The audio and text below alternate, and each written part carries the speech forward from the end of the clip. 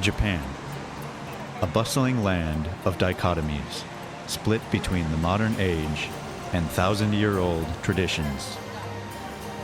This country has given birth to life-changing ideas, new technologies, and industrial innovations that have helped shape world history. Legends have also been born here. For over a millennium, the Bushi, or samurai class of old Japan, defined the ethos of the people here, controlling and shaping every facet of life in a rigidly structured society. Japanese history is filled with tales of heroic samurai who exuded the courage, unquestioned loyalty, and fearlessness expounded as the ideal qualities in the human personality. Yet for the same millennium, another legend has existed as well. A legend held in the dark attic corner of Japanese history. A legend filled with hardship, war, filial love, sacrifice, and courage among an outcast mountain people, known in whispers as Shinobi no Mono, or ninja.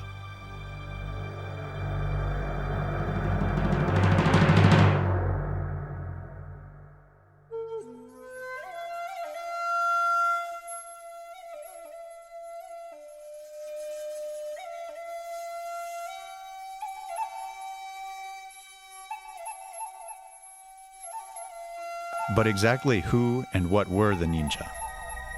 Black-clad assassins? Occult practitioners? Were they heartless individuals with a penchant for blood and mayhem?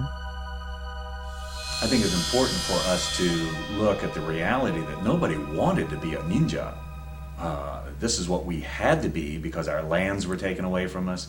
This is what we had to be because other armies were coming in, going to take away our children, our boys to serve in the army. They're going to take our daughters away to entertain the boys in the army. They're going to take all our crops to feed the army. We can't fight that, so by creating this ninja underground resistance was a way to hang on to things. So it's important to think nobody wanted to be a ninja. It is a group of people wanting the freedom to live their lives the way they choose rather than the way others tell them they should live their lives. And they are secretive to a point that they can pass on their philosophies, understandings of life and the universe to future generations. And they will do that whatever it takes. I think that part of the misconception came in also from the kabuki theater. They wanted, just like we have cowboys and Indians in American culture, cowboys and Indians actually more often worked together than not. It was more of like, the Civil War type soldiers fighting the Indians and cowboys versus Indians. The same way the ninja were put up against the samurai in kabuki shows as opposed to most ninja families, given not necessarily the Momochi family where we come from, but a lot of the other ninja families were samurai. So it was more, just like Hollywood has even taken that one more step, made us assassins, the kabuki theater really made them the spies and kind of sneaky people in the background. So the entertainment industry, going all the way back to the Edo period, has really warped the image. So returning to our original question, who and what were the ninja? In this film, we will explore this question in depth. Through historical research and detailed interviews with some of the world's top practitioners of the last surviving authentic ninja tradition, we will work to dispel many of the lies and misconceptions that have shrouded the legacy of these mysterious and intriguing shadow warriors.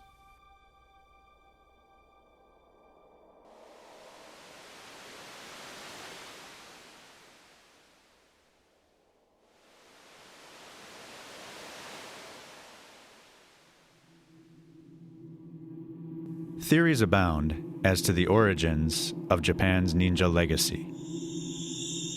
Japanese folklore and legends present theories ranging from the supernatural to the very possible.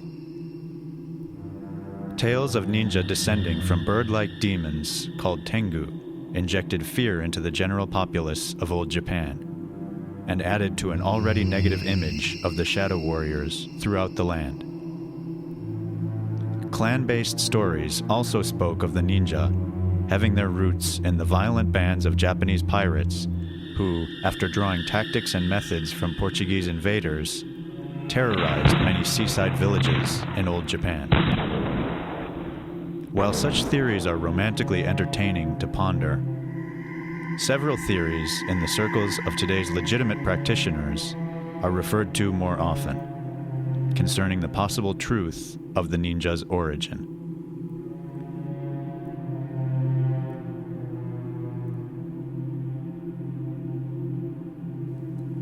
One such theory, passed down by word of mouth through the generations, traces the ninja's origin back to the founding of Japan's imperial family and two ninja-like characters.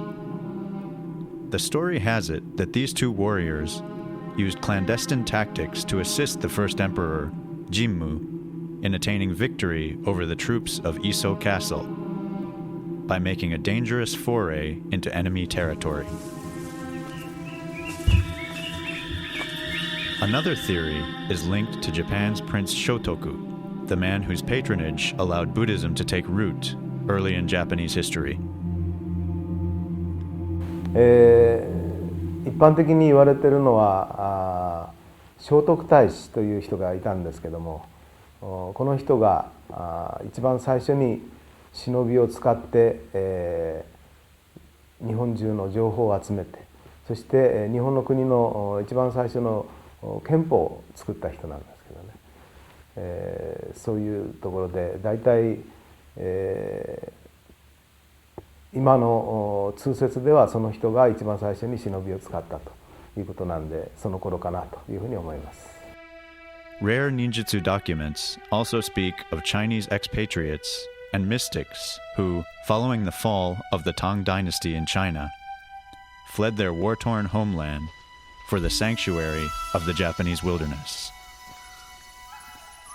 These sages and soldiers brought and shared their military strategies, religious philosophies, and perspectives on life to the people of the Japanese mountain communities, creating a new culture that contrasted sharply with the ever-increasing structure and control of mainstream Japan. It was a very strict and structured society, and in that society there wasn't a lot of space for the sort of thinking that we have the luxury of here in the United States, where you could admire someone who was outside of the rules, who might have been an intelligence gatherer, a spy, that sort of thing. So in that sort of highly structured society, it's easy to see how people who played outside of the rules of accepted society might have been looked down upon, and how that could have been used to quite an advantage for those people as well. At the height of ninja guerrilla operations in the 15th to the 17th centuries, there existed well over 70 families in the Iga and Koga regions of old Japan. Each of these families or clans developed their own individual methods of warfare, tactics, and philosophy, some of which were remarkably different in comparison with one another. So in short, one must recognize that each clan, in turn, had its own separate and unique origin.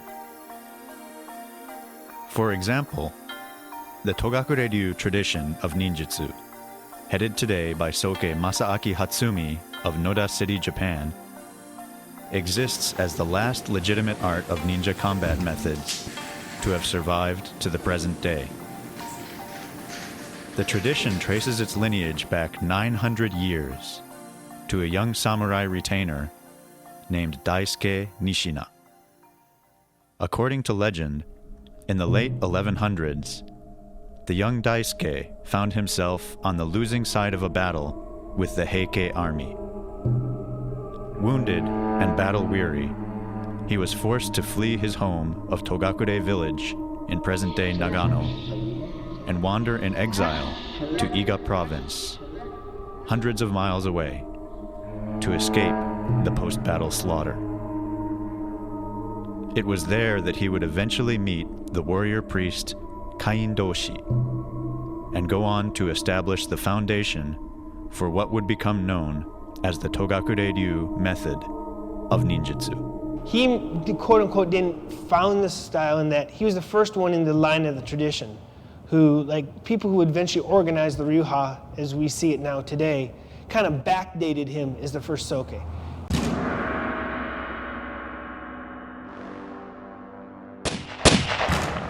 the late 15th century, civil war engulfed the whole of Japan. The nation splintered into many territories, each ruled by provincial barons called daimyo.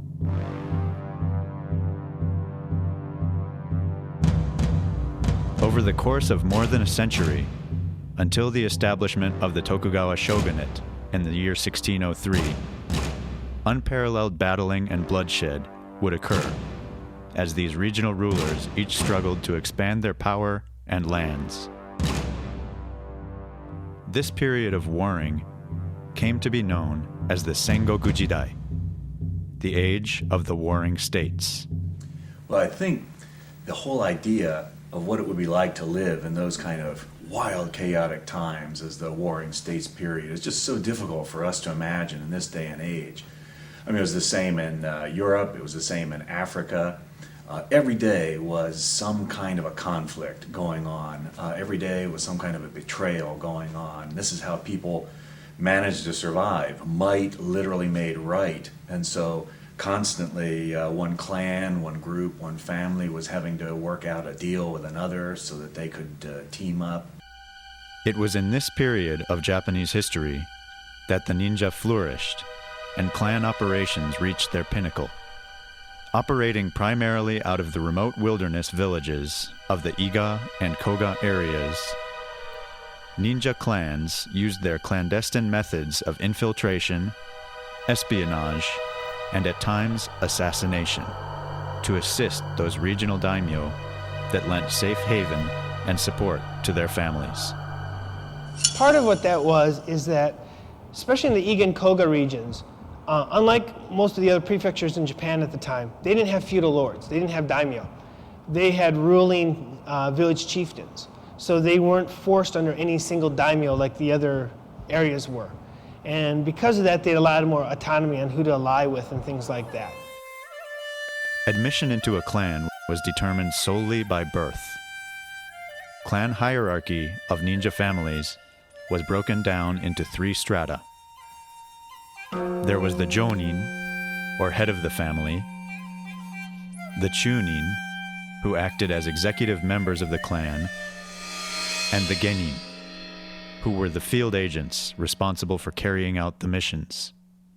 The hierarchy was strict and without compromise, demanding complete and utter loyalty from all clan members, at penalty of death.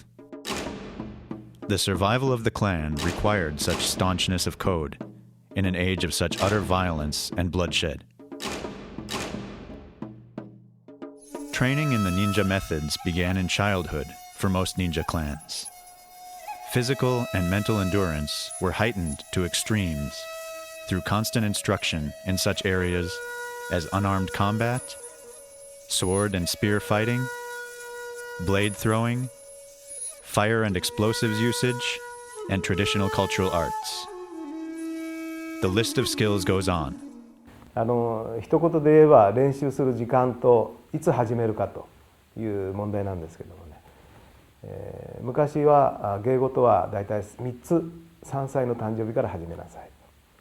そしてもう朝昼晩毎日その稽古をやったわけですね。したがってもう15、16歳で、一人前になってる。また日本人の寿命がその当時50歳ですから、それに比べれば15、16歳というのはかなりの年齢に達しているかなと、まあ、今と比較してですね、そういうふうに言えると思います。Any and all possible tactics that could widen the possibility of surviving a mission to return home safely to the family was thoroughly taught and ingrained in the ninja operative. The supernatural legends and superstitions that filled Japanese society surrounding the perception of the ninja were often played upon and used to their advantage in spreading fear and dissension amongst their enemies. Methods looked down upon with disdain by the samurai elite as dishonorable or cowardly were viewed by the ninja warrior mystic as cunning and insightful. 侍とそれから忍者の基本的な違いは、侍は恥を非常に重視します。ところが忍者は恥を与えられればそれを我慢をして、恥辱を忍んで恨みを報じ去るというふうに一般的に言われてるんですけども、その恥を与えられてもじっと我慢をして与えられた任務を完遂するということで、武士が忍者を中傷していろんななんていうんですかね、悪口を言ったりしても、その度に従って忍者はいろいろその技を研究をしたり、あるいは侍にできないようなことを一生懸命練習して、かえって忍者にとってはプラスになったかなというふうに思います。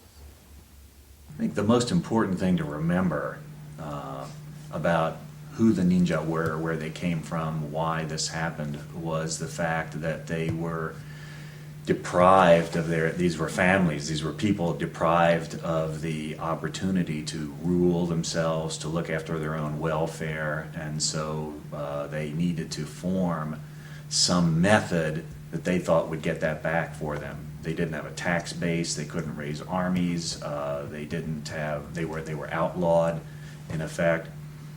So they used the means, and that means was knowing what an enemy might do and forming alliances. So in our own history here in the United States, when I was a child in the 1950s and I read the history of the beginning of the nation, revolution, I had this idea that it was this handful of farmers and tradespeople in America took on the might of the British Empire, and we won. And well, then I got a little older and I studied more of the history, and I realized this is preposterous. How's that gonna happen? Oh, then we hear about what Ben Franklin was doing in Paris, negotiating with the French. So now the ragtag people in the colonies have a big bully that they can set against another big bully, and we won. Spiritual refinement of the ninja was achieved through the development of an honest and accurate knowledge of self. Acknowledging one's own strengths, viewing situations from altered perspectives, combined with the motivation of love and family security when the need to engage in combat arose, produced a warrior of clear heart and unshakable will.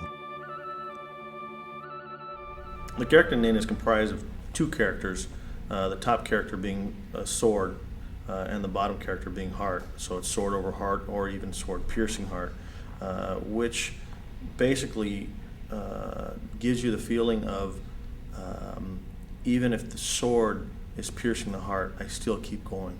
So having that fortitude and that perseverance is important not only in training but in life. It was this strength of character and spirit that allowed the ninja to delve deep into the shadowy world of clandestine operations and the violence often associated with it, and all the while maintain a resolute soul. As far as the occult is concerned, since they have studied this mystic or art, like a shugendo kind of a thing, they were very familiar with maybe what you call astrology, and so they could tell what was going to happen. And then for average people, it was almost like magic. How can they be? It cannot be true. It was a magic, and therefore they could be labeled as a group of occult group. But in my opinion, they were just so in touch with the nature. Therefore, they had an illusion of as a magic producer. First off, I believe that you can be a ninja and a warrior and practice Ninpo whether you're Christian or Muslim or Buddhist or Shinto or Catholic or whatever you'd like to be. And I'm not sure there's a religious aspect to the art of ninjutsu or the philosophy of Ninpo. There are truths and there are philosophies that that do not change. And you can practice those philosophies and those truths and use those in your daily life regardless of your religion. Legends, folklore, and eventually motion pictures have all portrayed the ninja shadow warrior suited from head to toe in an ominous black outfit, more popularly known as the Shinobi Shozoku. It was this attire that the ninja were said to carry out their dangerous missions of espionage, assassination, and political mayhem.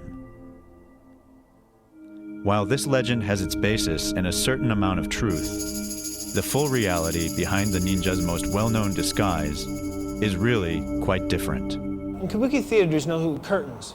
So there's stagehands called kuroko, which means black child, I guess is the best way to describe it. They were in black uniform, including leg ties and everything, and tabi, just because that was traditional Japanese wear. The difference is they had a veil over their face. In the back of the Kabuki theater was also black. So when the stagehands are moving furniture around for the next scene, you ignored them because they're just the kuroko. So what they did is, because they wanted the ninja to be invisible, they took the kuroko's uniform, modified it slightly, so at first you're like, oh, it's just a kuroko. Wait a minute, that's not a kuroko. So they wanted to have the audience ignore them at first. What a ninja would have worn on a mission would have just been peasant clothing, which included a hood, especially in colder weather. You had the hood on, and then you just wrap a scarf around the face. Yet, as with many things in life, the line between clandestine ninja operative and samurai warrior could, in certain situations, blur and become very gray. Certain prestigious fencing schools of samurai lineage were known to employ ninja tactics and methods in their curriculum of instruction.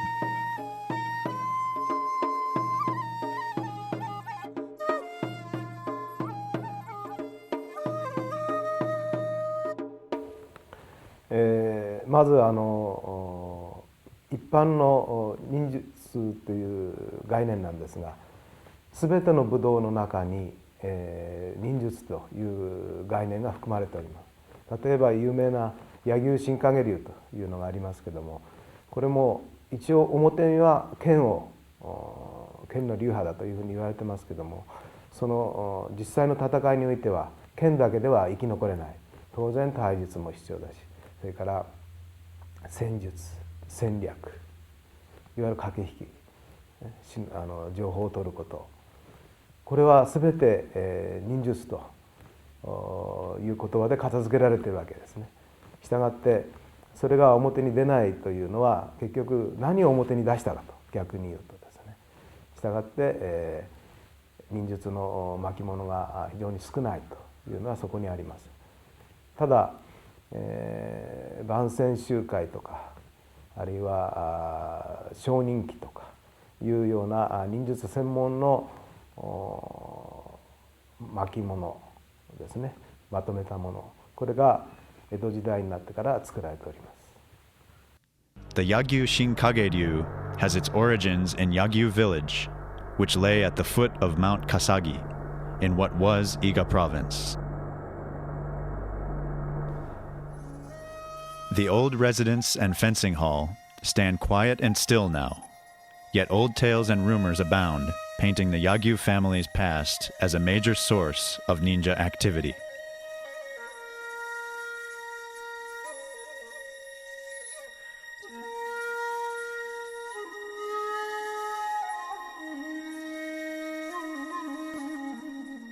In some instances, successful ninja operatives who had earned the respect and formidable trust of the lords they served were appointed positions of bushi status.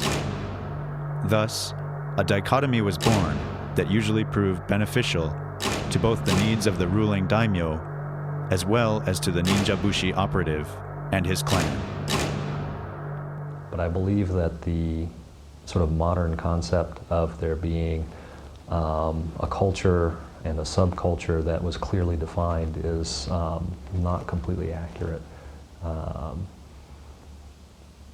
The arts themselves were passed down in the warrior and soldier classes, and regardless of whether or not someone was a samurai, they may have studied aspects of both of those sides of the coin. So it's, without doubt, there were ninja who were samurai and samurai who were ninja, and some who leaned much more heavily towards one side than the other. The historical truth that Hatsumi Sensei told me about many times doesn't look like what we might see in some of the movies or comic books. The ninja were not this peasantry.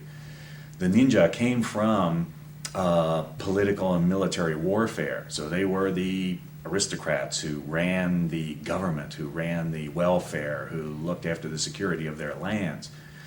They would form an alliance with somebody else. A war happens, somebody loses the war politically, and so now they're on the outs. They're in exile.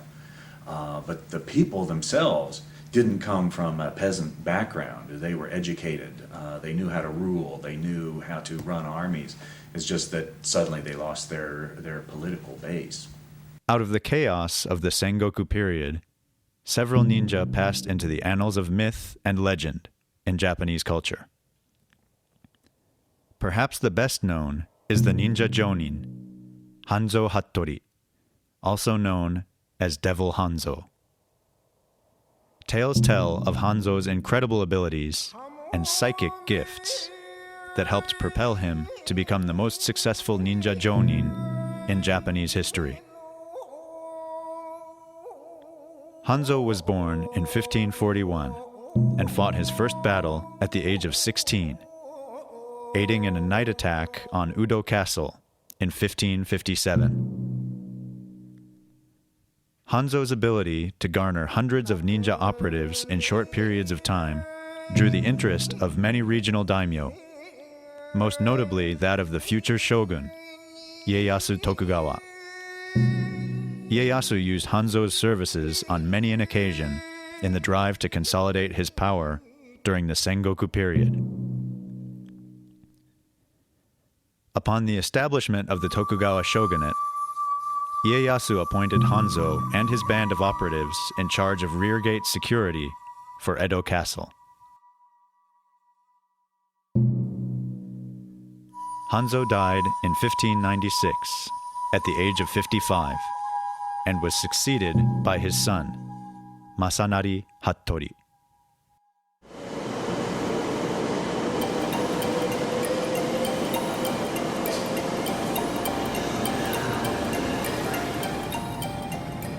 Taking the train in Nara, northeast to the quiet town of Nabari in present-day Mie Prefecture, followed by a cab ride deep into the Oka-One mountain range, one can still gaze upon one of the former residences of another famous ninja jonin named Sandayu Momochi. Legends speak of the valor of Sandayu in executing missions, and his utter cunning in actual battle against his enemies. Sandayu was said to have several residences in Iga province, which operated as separate bases of clandestine activity. Rumors existed that his true identity was actually that of the famous ninja Nagato Fujibayashi, or perhaps Jonin Tamba Yasumitsu Momochi, although this could never be confirmed. Legend has it that Sandayu was killed in battle in a valiant fight against the forces of the tyrannical lord Oda Nobunaga during campaigns designed to wipe out religious rebels. Yet there are other theories that deny this account and speak of his survival and escape from Nobunaga's forces.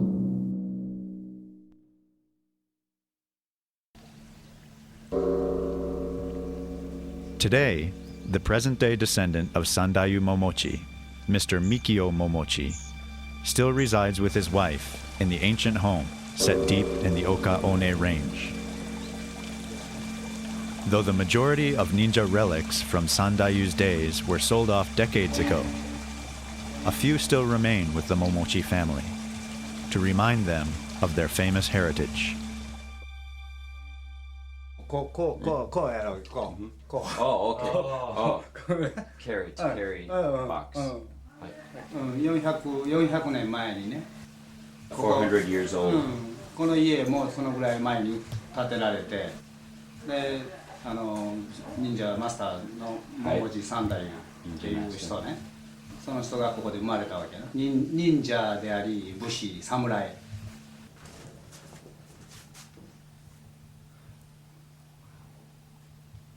You know how old this is? This is like probably 400, 500 years old. これはね400年経ってないかもわからんねこれはねそれほが古いよねこれは400年ほど前だよねでそれからあと新しい、こっちの方がニュー、こっちは350年ぐらい前かなこれの原型元はポルトガルから日本にこ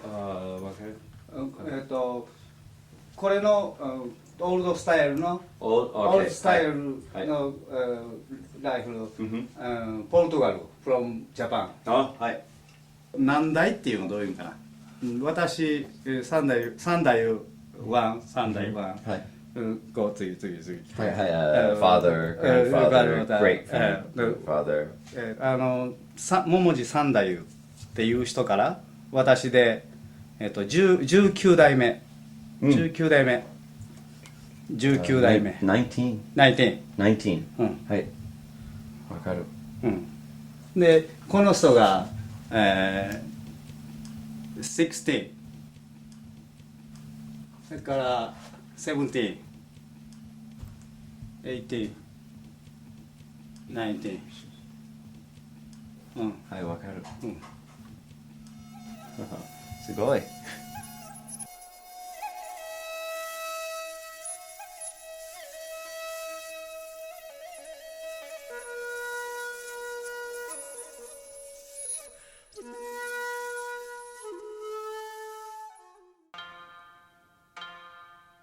In a country known throughout history and the world for its extremely patriarchal society, the ninja clans of old Japan used women agents, known as kunoichi, oftentimes as much as the male field agents, for missions.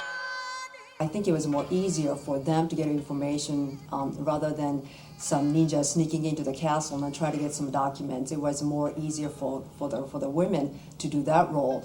And they were trained in such a way that they can start maybe some sort of rumor, which was not really true, but then that caused some confusion. And I think that is, in my opinion, they were very good at doing things like that.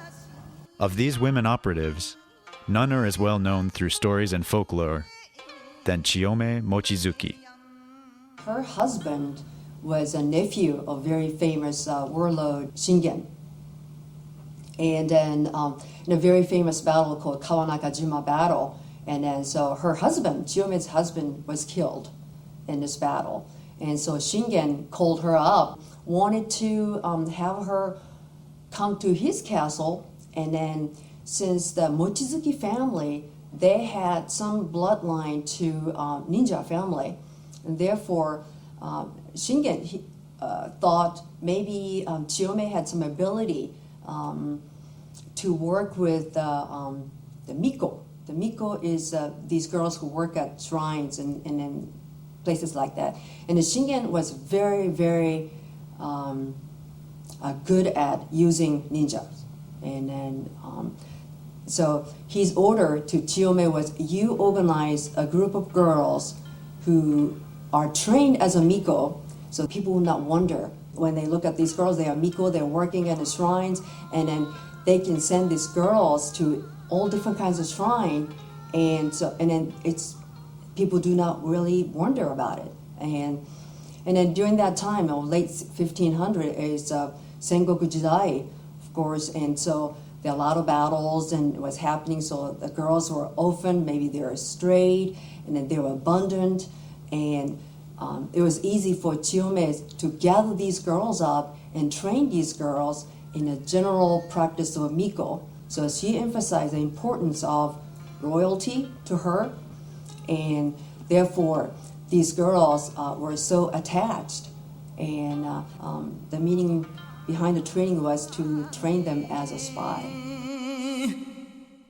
In 1571, in the heart of the Sengoku period, a battle took place here, at the Buddhist stronghold of Endyakuji, in the mountains just outside of Kyoto, that would forever go down as one of the greatest recorded battles in ninja lore. So destructive was the battle's outcome that dozens of ninja clans and countless monks and Sohei fighters were either wiped out or crippled in strength to such an extent that a full recovery would never be realized. Of the over 3,000 temples and shrines covering the face of Mount Hiei, only a handful would escape the carnage that was thrust upon the area.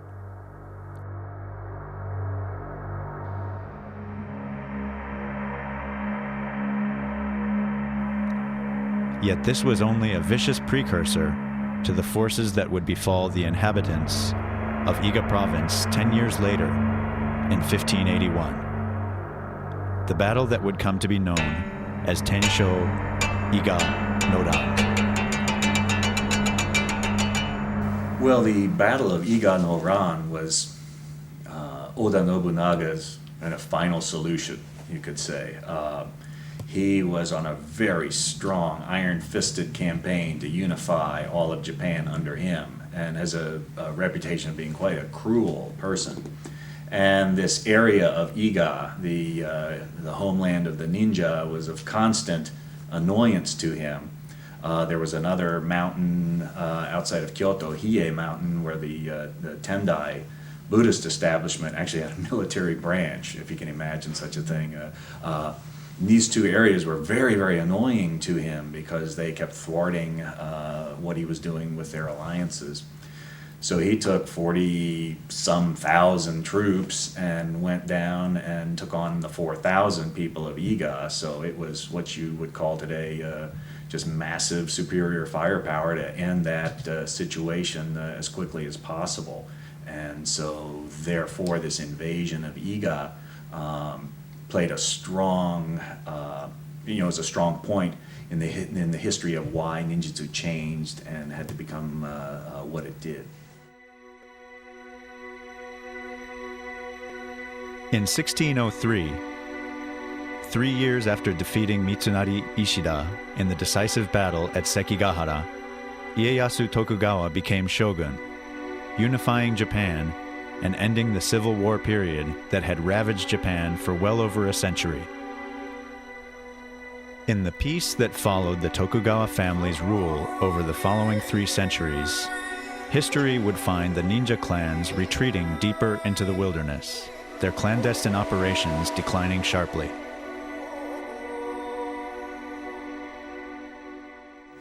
If we look at that and that necessity, which again is so hard for us to imagine living that way, the kind of distrust and violence that could show up on any given day, was suddenly over when the nation was unified under the Tokugawa family. And so the need for a ninja network, for intelligence gathering and so forth, disappeared. While an unheralded era of peace was ushered into Japan with the Tokugawa's rule, the ninja's label as an outcast and illegal resistance movement grew in parallel proportions. Even mere mention of the word ninja could bring about a swift execution from policing samurai. It is for this reason that the many ninja families returned to their lives as farmers and merchants, shedding any tangible trace of their former ways. For the handful of clans that remained, secluded deep in the wilderness, the combat methods of ninjutsu were passed down through the generations by kuden, or word of mouth. Very little was ever written down in the form of instruction, for fear of being discovered and the family subsequently killed. The golden age of ninja clan activity had passed. Reclusion and silence fell once again upon the shadow warriors and the mountains of Iga and Koga.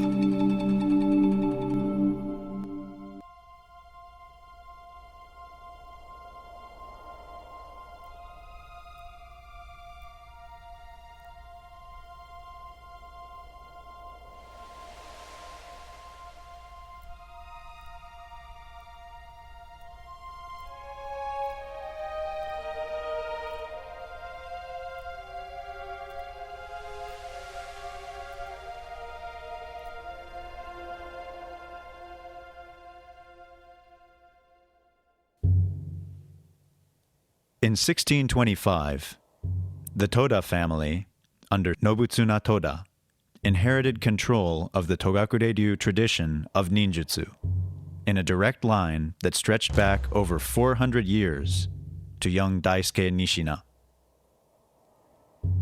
In those early and violent centuries, the Togakure-ryu method had found itself practiced by such noteworthy men as Sandayu Momochi and members of the famous Hattori clan. Under the direction of the Toda clan, the ninjutsu system of Kumogakure-ryu and the battlefield-tested fighting systems of Kotoryu and Gyokkoryu were added and passed down in secret amongst members of the clan. Over the ensuing span of 400 years, the Toda family would guard and transmit the system in a continued effort to ensure the clan's survival.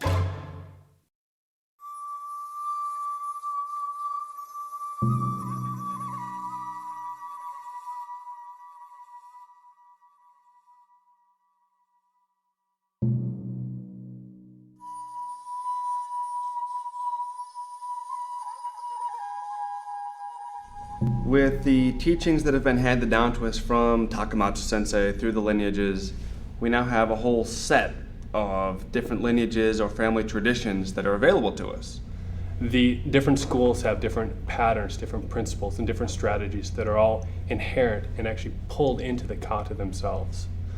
If you take and piece apart all of those different sections to the kata, you look through the way that historically things worked, you come up with strategies that are as good today as they were 1,000 years ago. It's about distance, timing, rhythm, understanding opponents, understanding what he's going to do, understanding what that weapon is about, understanding your own capabilities. Because we're not all built to be animals. Every American, every person that studies may be older, may be out of shape, may have injuries. My goodness. So is winning only for those who are talented or exceptional or gifted? No way. The common man needs to be able to save his life. So give him a principle that he can use, that he can fit into his world and his life, and let him survive. Some of the more commonly well-known ones or well-trained ones are the Gyokkoryu, in which case we have really circular motions, lots of striking, very, very intense locking techniques, very painful. Kotoryu is more linear in movement. It has straightforward, short distances between your opponents. It's you either knock a person up, knock them down, or open them up by knocking the arms in certain ways. The Togakure-ryu, known for its ninjutsu, fantastic thinking, really changes the way you look at fighting or the way you think about ancient traditions of fighting.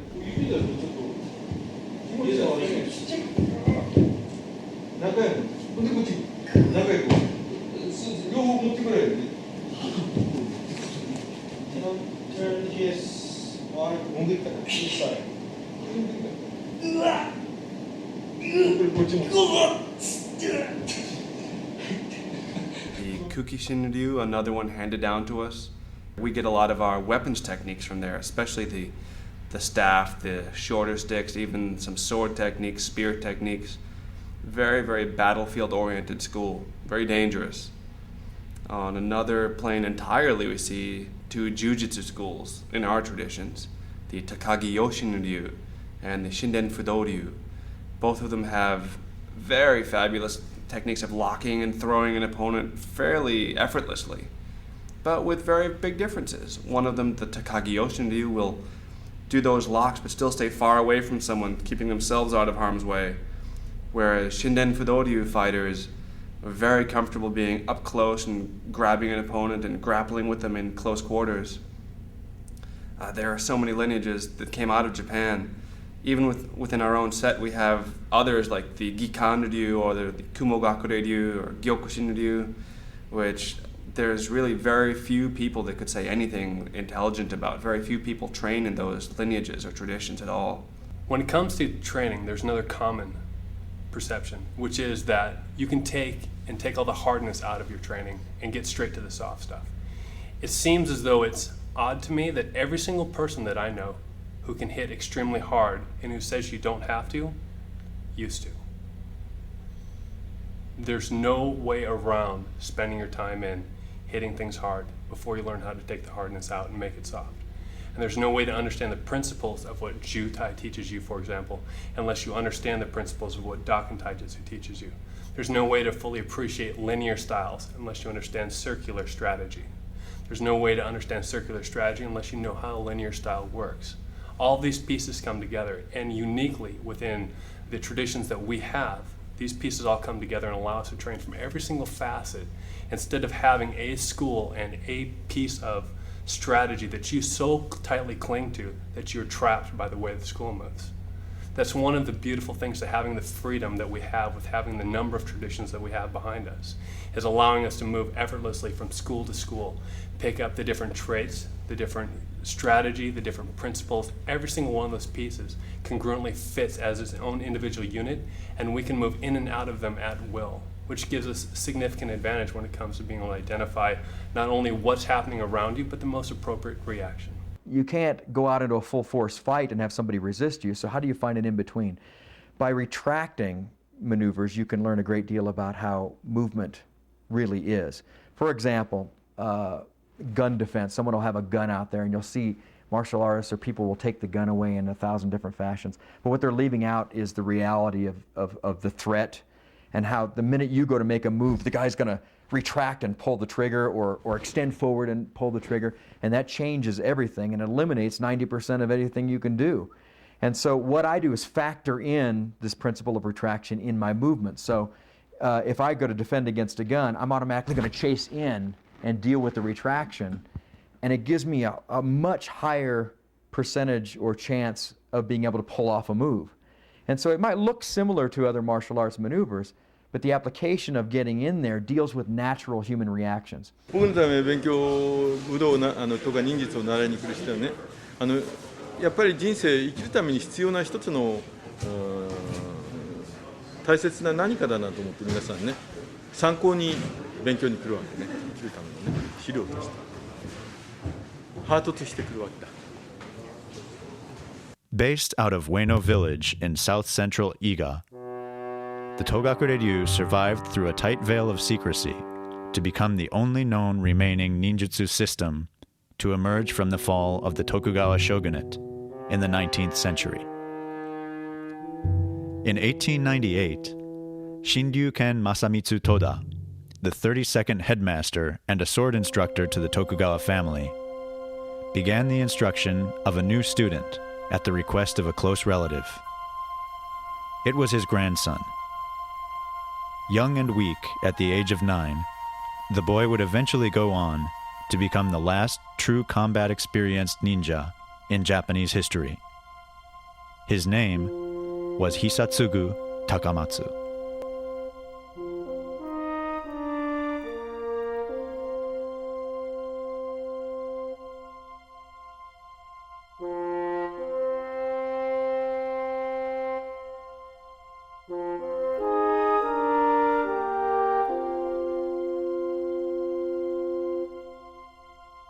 Takamatsu, who later changed his first name to Toshitsugu, was born on March 10th, 1889. His father, Gishin Takamatsu, was a religious leader, politician, and owner of a match factory in Kobe. Determined to strengthen his son in preparation for service in the military, he sent him to train at the dojo of Shinryuken Toda. Over the next 5 years, he would endure the harsh training of his grandfather and go on to become a recognized master of the Shinden Fudoryu fighting art at the mere age of 13. The young Takamatsu, nicknamed Kotora, or Young Tiger, had developed into a ferocious fighter, reputedly undefeated in matches both inside the dojo and outside on the streets of Kobe. It was during this time also that Takamatsu began martial instruction under 2 other veteran battlers, Matsutaro Ishitani and Yoshitaro Tadafusa Mizuta. In a time when native-born killing arts were looked down upon as ungentlemanly and anachronistic, the brash Takamatsu leapt at the chance to learn such methods, methods disappearing as quickly as the samurai culture they had served for centuries upon centuries. During the Meiji Restoration, when the samurai class was disbanded, virtually anything that was a part of that samurai class, the combat arts especially, were sort of looked down upon.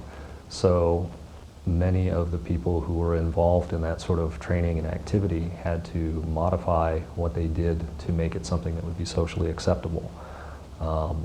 So my understanding in Japanese history is that was the beginning of looking towards the transformation of the warrior arts into the gentlemanly arts. And some people still make the mistake of thinking that transformation is easy to reverse, but it's really quite difficult to reverse. Much of the heart and spirit is lost once that's thoroughly set in. By the age of 22, Takamatsu had become a recognized master and inheritor of 9 distinct warrior arts, 6 of samurai lineage, and 3 of ninja clan lineage, passed down from Toda, Ishitani, and Mizuta. Unable to test his skills in the peaceful and structured society of New Japan, Takamatsu traveled to politically unstable China, where his abilities would be put to good use. Yet after only a short visit, he was forced to return home, having contracted a severe case of tapeworms and beriberi, which afflicted his legs. Unwilling to pose a burden on his relatives, the ailing young warrior brought himself here, to Mount Maya just outside of Kobe. Feeling sure that death would soon overcome him, he dragged his swollen legs through the mountain forest to the edge of the secluded Kame no Taki waterfall. It was along the banks of the falls that he would be found by an old wandering ascetic named Tamaoki and nursed back to health. Once fully recovered, Takamatsu spent the next few months in the wilds of the Mount Maya wilderness, building his perspective.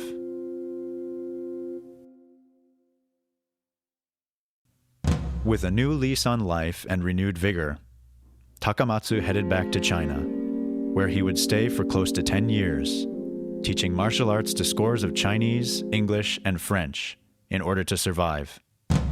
During this time, he would also engage in numerous fighting matches and challenges to the death, never losing once. As a result of such victories, his reputation grew throughout various political circles and China's violent underworld, counting among his associations such men as famed Mongolian warlord Jiang Zuolin and Puyi, the last emperor of China and puppet emperor of Manchu Kuo. In 1919, Takamatsu finally left China and returned to Japan. Over the next few decades, he would marry and become an ordained Buddhist priest, though he would later renounce the title, finding organized religion open to corruption and unnecessary for spiritual growth. All the while, he continued his instruction of the martial arts to various students. Yet it wasn't until the year 1957, at the age of 68, that Takamatsu would meet the young man destined to become his successor and the 34th heir to the Togakure-ryu ninja legacy, 27-year-old Yoshiaki Hatsumi.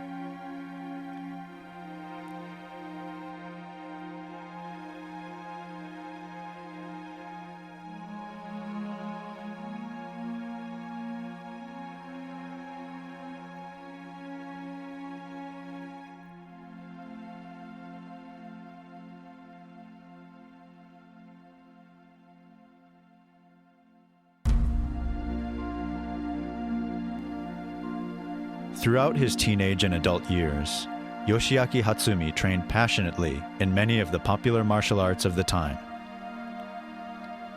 Still, even after receiving black belt licenses in such arts as Aikido, karate, and judo, something compelled him to continue searching. Searching for a martial method not confined by the rules of sport and competition. A fighting art that dealt with the raw reality of life and death struggles. It was only upon his introduction to Toshitsugu Takamatsu, the Mongolian tiger, as he was once called, that he finally ended his quest.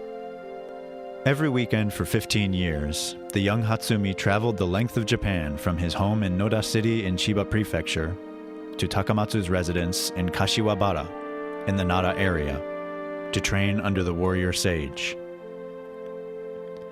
It was during these formative training years that Hatsumi, having changed his first name to Masaaki, also began instruction of his initial set of students that would eventually form the core of his senior instructor group. In 1971, the aging battler, Takamatsu, passed on the title of Soke of his 9 inherited fighting traditions to Hatsumi in a small private ceremony, telling Hatsumi that he had taught him everything he knew. Everything. Having repaid his debt to his teachers Toda, Ishitani, and Mizuta for their kindness, he then planned to spend his remaining days in the spiritual study of nature. 1 year later, on April 2nd, 1972, Toshitsugu Takamatsu quietly passed away at his home in Kashiwabara. Little would he have imagined the onslaught of worldwide attention that would soon surround his secretly kept art, due primarily to the passionate efforts of one young American from Dayton, Ohio, a man named Stephen K. Hayes. In 1975, Stephen Hayes traveled to Noda City, Japan in search of Masaaki Hatsumi, the man he read about in a 60s publication about the ninja legend. After a brief introduction to the Grandmaster and one of his senior students, Hayes found himself accepted into a small and exclusive group of practitioners studying the last legitimate method of ninja combat.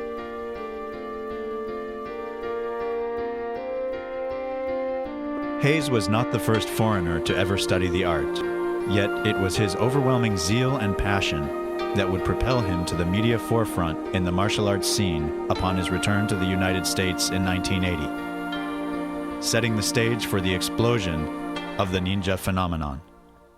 Well, when I first went to Japan, my teacher, Hatsumi Sensei, his teacher had just died right before that, a couple of years before, and I didn't really know this. So I went to Japan thinking I was going to find the Grandmaster, a big school. This is a phenomenal cultural thing. I thought it would look like the Kodokan of Judo, perhaps, or the Hombu of Aikido, and no, not at all.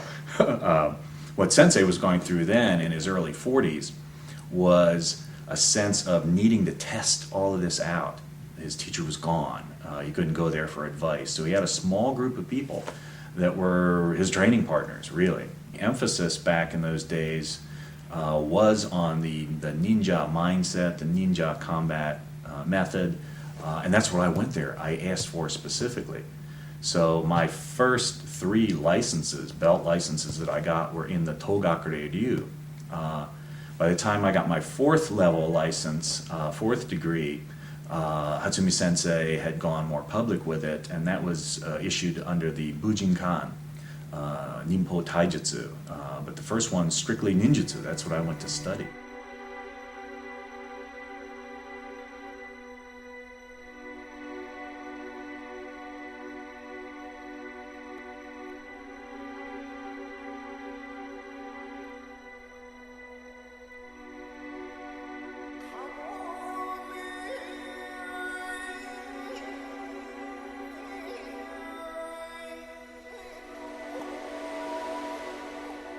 Throughout the early 80s, ninja-related films, books, and publications swept the martial arts scene with a tsunami-like force.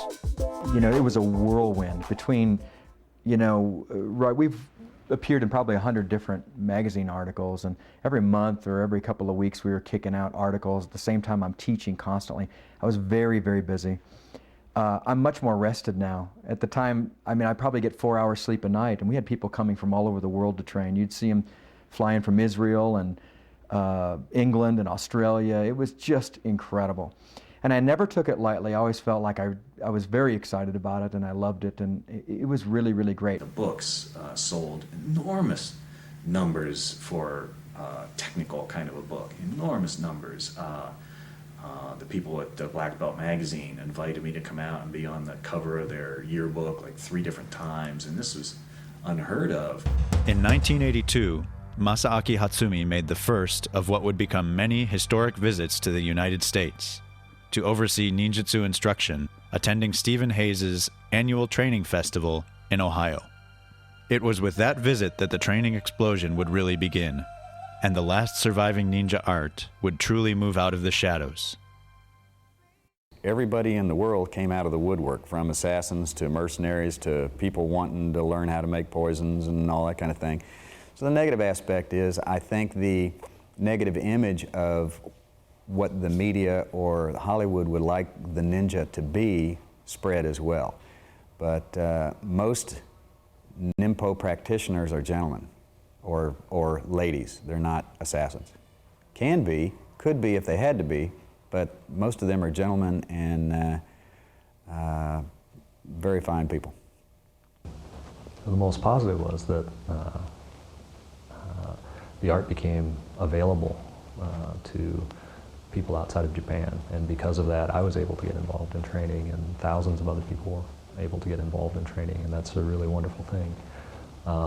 The negative side was that it grew so quickly that there was not a lot of careful growth, and that sort of weak growth made for a lot of weak skills.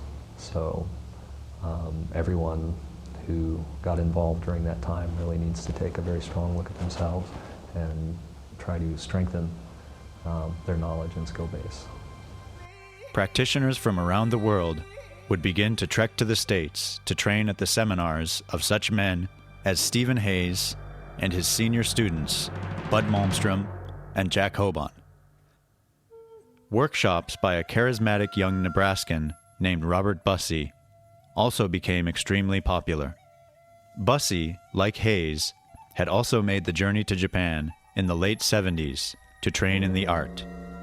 I became very attached to ninjutsu because I really started to see that as that ultimate art that had everything going for it. It had not just striking maneuvers, but finishing moves and weaponry and those kind of things which interested me.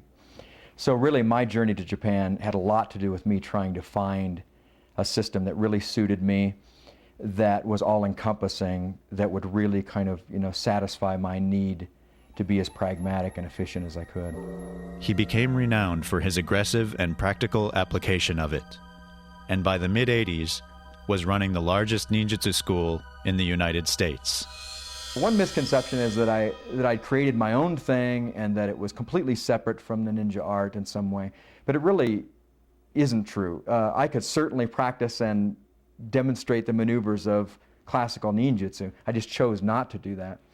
And so that created a bit of a rift, and so the magazines then kind of jumped on board, and it helped sell magazines for one thing, but it was also really good because it drew attention to the different philosophies that were associated with the ninja art back then. Yet the speed of such phenomenal growth for the art and the positive effects it breeds often come at a price. The oversaturation of the ninja phenomenon upon the masses eventually led to its own collapse, and by the onset of the 90s, ninja-related films and training seminars had dwindled, leaving only a small number of true practitioners to carry on the tradition. It seemed the art had found its way back into the shadows. Today, organizations such as the Bujinkan, headed by Soke Masaaki Hatsumi, the Jinenkan, headed by Kancho Unsui Manaka, and the Genbukan, headed by Kancho Shoto Tanemura, and the Quest Center Group, headed by Anshu Stephen K. Hayes, exist as the last legitimate doorway to the once secret fighting arts of the elusive ninja phantom warriors. Although his method is a variant offshoot of the traditional ninja arts, Mr. Robert Bussey also continues his pragmatic approach to self-defense through the Robert Bussey and Associates personal protection consulting firm. Different organizations, different approaches, a shared tradition. With perseverance, it is through these men and women that the ninja's approach to survival, winning, and the continued enjoyment of life will be carried into the winds for future generations to follow and nurture. 僕もね、生きてる人間でね、忍術、得得してるのは今のところ僕ね。で、今もだけどもまだ高松先生のについてもあの世にいらっしゃるけど僕は勉強してるわけです。ね、ですから今世界中にたくさん僕の弟子がいますけどもね、それもやっぱり僕について勉強してなくちゃいけないわけね。これが長い長い伝統ですよね。その伝統の中のいいものから現在に生きられる感覚を養うのがとても大切なんです。